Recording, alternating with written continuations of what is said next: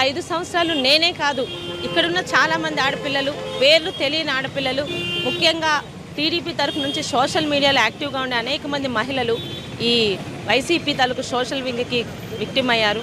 స్వయాన ఈరోజు హోంమంత్రిగా ఉన్న అనిత గారిని కూడా ఎలా వేధించారో మీ అందరికీ తెలుసు. అయితే ప్రభుత్వం మారింది, మన అధికారంలోకి వచ్చాం, అంతా అయిపోయిందంటే కుదరదు. ఎందుకంటే వీళ్ళని ముందు ఈరోజు మన ఎన్నికై మరి నెల రోజులు అవుతుంది కాబట్టి కాముగా ఉన్నారు. కానీ సోషల్ మీడియాలోని తప్పుడు వార్తలు, అసభ్యంగా అశ్లీలంగా మాట్లాడే వాళ్ళని ప్రతి ఒక్కరికి శిక్ష పడే విధంగా మన గవర్నమెంట్ చట్టాలు తీసుకురావాలని కోరుకుంటున్నాను. ఎందుకంటే రాజకీయం అనేది ఒక్కరోజు తప్పదు, ముందు ఉంటుంది. ఈరోజు రాజకీయాల్లో విమర్శ అనేది మేము అందరం ఆహ్వానిస్తాం. ఎందుకంటే మీరు విమర్శించండి, మేము ఏమైనా తప్పులు చేస్తే దానికి మేము సమాధానం చెప్తాం.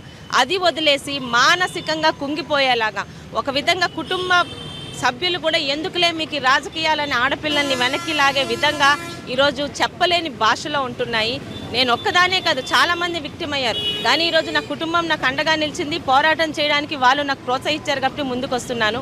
ఈరోజు కొత్త గవర్నమెంట్లోని మా గవర్నమెంటే ఉంది. ముఖ్యంగా అనిత గారు హోంమంత్రిగా ఉన్నారు. ఆమె కూడా ఒకప్పుడు సోషల్ మీడియా విక్టిమే. దీని మీద దృష్టి పెట్టి గతంలో అయిపోయాయి, మనకి ఈరోజు గెలుపు వచ్చేసిందని వదలకుండా అత్యంత అసభ్యంగా పెట్టిన ప్రతి ఒక్క వైసీపీ సోషల్ మీడియా వాళ్ళని ఈరోజు కోర్టుకు లాగాల్సిన అవసరం ఉంది. ఎవరిస్తే మీరు చేశారు? గతంలో మమ్మల్ని ఎలా ఇబ్బంది పెట్టారు?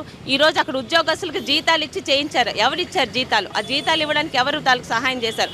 వాళ్ళని కూడా కోర్టుకు లాగితే ముందు కనీసం ఆడపిల్లల మీద ఇలా ఉండవండి. లేకపోతే ఏ రంగంలోని ఆడపిల్లలు ముందుకు రాలేరు. సోషల్ మీడియాలో ఏం పెట్టినా దట్ ఈస్ నాట్ పనిషబుల్ అంటే ఎక్కడి దాకన్నా వెళ్తున్నారు. ఈరోజు భరించలేకపోతున్నాం. కొంతమంది ఆత్మహత్యలు చేసిన దాకా కూడా వస్తున్నారు. అవన్నీ అవసరమా మహిళలకి? ఈరోజు ఒక చదువుకున్న అమ్మాయిగా నా గురించి, నాతో పాటు ఇలాంటి ఇబ్బందులు పడుతున్న అనేక మంది మహిళల గురించి ఒక పోరాటం చేస్తున్నాను. కోర్టు దృష్టిలో వీళ్ళకి ఖచ్చితంగా ఒక శిక్ష ఉండాలి. అది పెద్ద శిక్ష చిన్న శిక్ష అనట్లేదు. వాళ్ళు సిగ్గుతో తల దించుకోవాలి. ఒక ఆడపిల్లల మీద కనీసం వాళ్ళ మొహాలు మేము ఎప్పుడూ చూడలేదు, మేమెవరో వాళ్ళకి తెలియదు. ఎవడో ఒక అప్పలరాజో లేకపోతే వైసీపీ సోషల్ మీడియా వింగ్ వాళ్ళకి డబ్బులు ఇస్తే మా గురించి రాస్తున్నారు. వాళ్ళ ఇళ్లలో ఆడవాళ్ళు కూడా సిగ్గుతో తలదించుకునేలా వాళ్ళకి పనిష్మెంట్లు ఉంటే కానీ ముందు ఈ సోషల్ మీడియా హెరాస్మెంట్ ఆగదు. లేకపోతే ఇది కంటిన్యూ అవుతుంది. పార్టీలు మారే కొద్దీ దాని మీద ప్రస్తుత ప్రభుత్వం దృష్టి పెట్టాలి. న్యాయస్థానాలు కూడా స్పెషల్ చట్టాలు తీసుకురావాలని ఒక న్యాయ పోరాటం ఒక చదువుకున్న అమ్మాయిగా బాధ్యతతో చేస్తున్నారు. ఇవాళ మీ పలాస కాన్స్టిట్యున్సీలో చూస్తే సీదిరి అప్పలరాజు లాంటి వాళ్ళు సొంతంగా కొన్ని పేపర్లు పెట్టుకుని, పేపర్ క్లిప్పింగ్స్ పెట్టుకుని చాలా దారుణంగా కూడా మిమ్మల్ని అబ్యూజ్ చేసే ప్రయత్నం చేశారు. ఆ రోజు మీరు కూడా చాలా సందర్భాల్లో కన్నీళ్లు పెట్టుకున్నటువంటి సందర్భాలు కూడా మనం చూసాం. ఇవాళ ఏం చెప్తారంటే అటువంటి వాళ్ళకి ఏ విధమైన శిక్షలు ఉండబోతున్నాయి? శిక్షలు ఎలా ఉంటాయన్నది న్యాయస్థానాలు చట్టాల రూపొందించి ప్రభుత్వం చూసుకుంటుందని, కానీ శిక్ష మాత్రం ఉండాలి. మీరు అన్నారే పేర్లు కూడా తెలియవు, పేరుకేమో పేపర్లు అంటారు. కనీసం ఆ పేపర్లు ప్రింట్ కూడా అవ్వవు, వాట్సాప్లో రిలీజ్ అవుతాయి. కనీసం ఆ జర్నలిస్ట్కి అక్రిడిషన్ కూడా ఉండదు. అలాంటి వాళ్ళు నోటికి వచ్చినట్టు మా మీద కానీ ప్రతిపక్షంలో ఉన్న వాళ్ళ మీద తప్పుడు మాటలు మాట్లాడిస్తున్నారు. వాళ్ళందరికీ ఏమీ లేదే. ఈరోజు మహా అయితే ఒక నెల రోజులు 2 నెలలు కాముగా ఉంటారు, మళ్ళీ రెచ్చిపోతారు. ప్రస్తుతం ఉన్న మా ప్రభుత్వానికి ముఖ్యంగా సోషల్ మీడియాలో కానీ నార్మల్ మీడియాలో కానీ పూర్తిగా అబద్ధపు వార్తలతో వచ్చే వాళ్ళకి ఈరోజున్న ఎన్డీఏ ప్రభుత్వం కానీ మా హోంమంత్రి అనిత గారు కానీ ఒక చట్టం తీసుకురావాలి.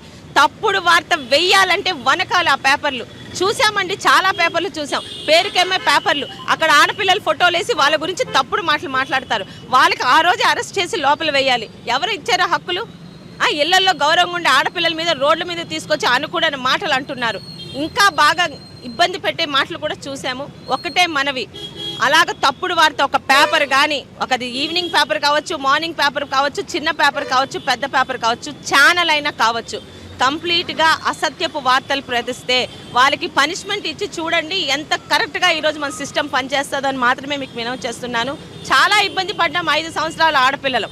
ఆ ఇబ్బంది కనీసం ఎన్డీఏ ప్రభుత్వంలో హోంమంత్రి గారు ప్రత్యేక దృష్టి పెట్టి నాలాగా చాలామంది ఉన్నారు, వాళ్ళందరికీ ఈరోజు న్యాయం జరగాలంటే గత 5 సంవత్సరాలు ఇలా రాసిన వాళ్ళకి ఒక పనిష్మెంట్ అంటూ ఉండగలిగితే ముందు ఆడపిల్లల మీద ముందు ఇలాంటి అసభ్య వార్తలు ఆగుతాయని ఒక నమ్మకంతో. ఇవాళ ఈ హెరాస్మెంట్ అంతటికీ కూడా నాటి వైఎస్ జగనే ఫండింగ్ చేశారు. ఒక సజ్జల భార్గవ్ రెడ్డి అనే ఒక టీమ్ లీడర్గా పెట్టి రాష్ట్ర స్థాయిగా ఉన్నటువంటి మహిళలందరినీ కూడా వేధించారు. ఇవాళ అదే సజ్జల భార్గవ్ రెడ్డి విదేశాలకు పారిపోయారు. మీరు గతంలో చెప్పారు ఎక్కడికి పారిపోయినా వెనక్కి తెచ్చి పనిష్ చేస్తామని. ఇవాళ కమిట్మెంట్ ఉందా మీ ప్రభుత్వంలో? ఖచ్చితంగా ఉందండి. ముఖ్యంగా మా హోంమంత్రి అనిత గారి మీద నమ్మకం ఉంది మహిళలందరికీ. ఎందుకంటే ఒక మహిళా శాఖ అధ్యక్షురాలిగా ఆమె 5 సంవత్సరాలు చాలా భరించారు, చాలా ఎక్కి వెళ్ళి ఎన్నో సమస్యలకు ఆమె పరిష్కారంకి వెళ్ళారు, ఎన్నో పోరాటాల్లో పాల్గొన్నారు. ఖచ్చితంగా చెప్పింది చేయకపోతే మాత్రం ఈరోజు కార్యకర్తలకి ప్రజలకి నమ్మకం పోతుంది. ఎన్డీఏ ఆ ప్రభుత్వం ఆ దీనిలో చేస్తుందని పరిష్కారం చూపిస్తుందని ఒక నమ్మకంతో ఉన్నాము. ఎట్టి పరిస్థితుల్లో వీటికి పరిష్కారం కావాలి. ఎందుకంటే ఒకసారి గెలిచిపోయాక వాళ్ళనందరినీ వదిలే ప్రసక్తే లేదు. మళ్ళీ రాజకీయాల్లో గెలిపోవటంలో సహజం. ఇలాంటి వాళ్ళు ఇబ్బంది పెట్టకుండా ఉండాలంటే ఈ ఎన్డీఏ ప్రభుత్వంలోనే మా హోంమంత్రి గారి తాలూకా పాలనలోనే, అలాగే ఆడపిల్లలకి ఇబ్బంది కలగనివ్వనని మాట ఇచ్చిన నారా లోకేష్ గారి మాట ప్రతి ఒక్కరు నమ్మాలంటే ఖచ్చితంగా సంవత్సరం లోపల సోషల్ మీడియాలో ఎవరినైతే ఈరోజు టార్గెట్గా పెట్టుకున్నామో విదేశాలకు వెళ్ళిపోతే అదేం పెద్ద ఇదేశీ కాదు, అక్కడ నుంచి తీసుకొని రావచ్చు. వాళ్ళందరినీ తీసుకొని ఇచ్చి పనిష్మెంట్ చేస్తే ఇంకా రెట్టించిన ఉత్సాహంతో రేపు ఉదయం ఎవరైనా పని చేయగలరని నమ్ముతున్నారు. చివరిగా ఖచ్చితంగా దీన్ని పై వాళ్ళ దృష్టిలో ముఖ్యంగా మాలాగే ఒక మహిళని అనిత గారికి కూడా ఒక స్పెషల్ రిప్రజెంటేషన్ ఇస్తాము. మీరు అన్నారే, నేను రాష్ట్ర స్థాయి నాయకురాలని కాదు, ఎవరికైనా ముఖ్యంగా ఆడపిల్లలకి కుటుంబం సహాయం ఉండాలి.